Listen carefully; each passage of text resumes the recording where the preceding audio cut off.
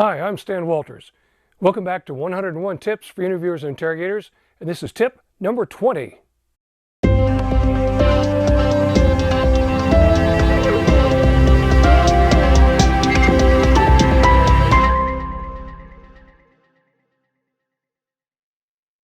Welcome back to 101 Tips for Interviewers and Interrogators and tip number 20. Question I have for you this time is, are you focusing too much on body language? Initially the theory was that when people are being deceptive, that the body language would be the key that would give everything away. And we've worked on the principle for 70 years almost, looking specific body language, and we've become focused on all the little nuances and the movements and the gestures and the grooming and eye contact and so forth. We have learned in recent research that body language is very highly unreliable. In fact, it has a very high margin of error. We need to pay attention more to the verbal behavior. Now, body language, if you are looking at microexpressions, you are looking at nonverbal behavior, but you're comparing the nonverbal behavior to the speech cues. It's when those two are out of balance that you have a good reading of possible deception. In fact, the research we did at John Jay College in New York, we found that body language was in some cases as much as a 40% margin of error. That's pretty wide, where verbal cues were highly more reliable and they were more consistent. Body language cues also can have multiple different meanings. One specific cue can have a multitude of different interpretations depending on the person, the culture, cognitive status, emotional status. And one very important study found it compared interviewers who were looking for deception if they focused primarily on body language and those who focused on verbal cues.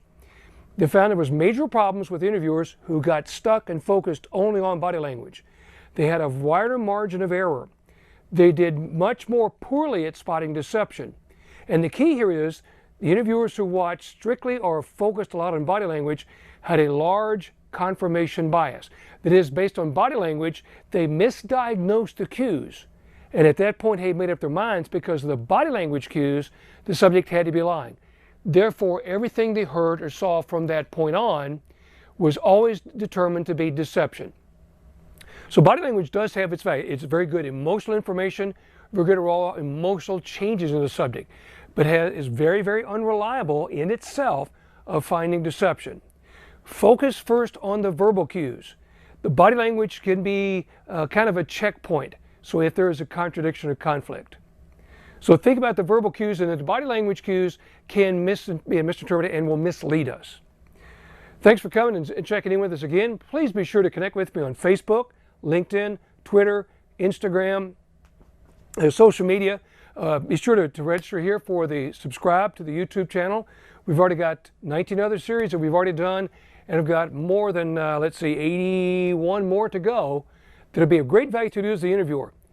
Be sure to comment below. Let me tell me about your experiences with body language and misdiagnosis, and I'd like to hear some of the myths that you were taught about deception cues that you've since learned are in fact unreliable. Things like eye contact and eye movement and so forth.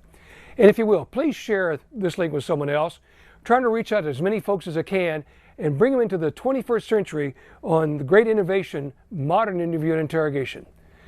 Thanks for joining me. See you again next time for tip number 21.